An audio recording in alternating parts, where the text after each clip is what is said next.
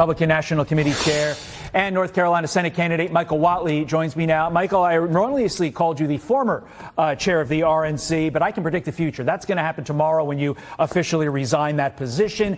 But it underscores the point that nobody knows how these maps break out better than you. It was your job for a number of years. So point blank, will these 5 seats in Texas keep the House under Republican control in 26?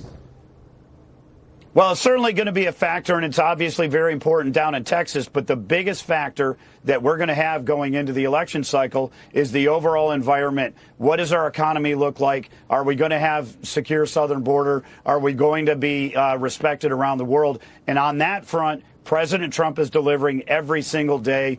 We've seen Congress and the Senate pass the big, beautiful bill. So Republicans are delivering right now for the American people, and that is going to be the biggest factor. That is why we are optimistic going into this election cycle. In response, Democrats like in California have said they will fight back, gerrymandering blue states to offset Texas. But take a look at these numbers. The New York Times revealing that 4.5 million voters swung to the Republican Party between 2020 and 2024. So, Michael, can Democrats gerrymander their way to victory with voter losses like that?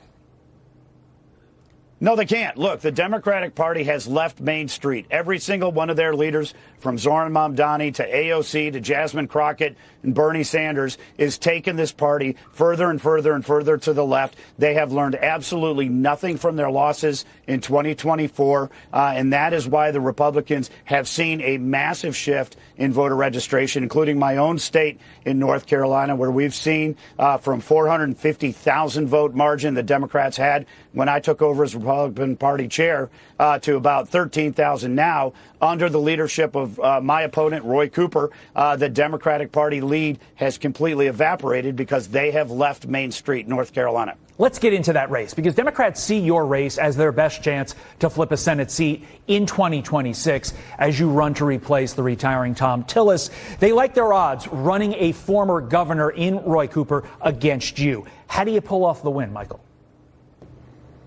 Well, we're going to go visit every single community. We're going to talk to every single family because we're going to be pushing economic policies that are going to create jobs and grow wages. We're going to make sure that we're going to support our men and women in uniform and be the tip of the spear when it comes to protecting the world and our interests. And we're going to have an ally for President Trump in the Senate. That's what North Carolina wants, and that's what I'm going to deliver. How overconfident are the Democrats in your race?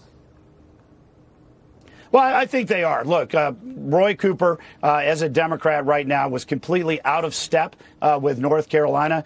He is a governor who vetoed balanced budgets. He's a governor who vetoed bills to prevent boys from playing in girls' sports and ICE detainers to be honored by sheriffs. Right now, North Carolina wants a champion for conservative values. They do not want a Democrat senator who's going to fight harder for illegal aliens and boys and girls sports than the people of North Carolina. This one is the one that the nation will be watching. And as a result, you can expect it to be probably, if not the most expensive Senate race come 2026.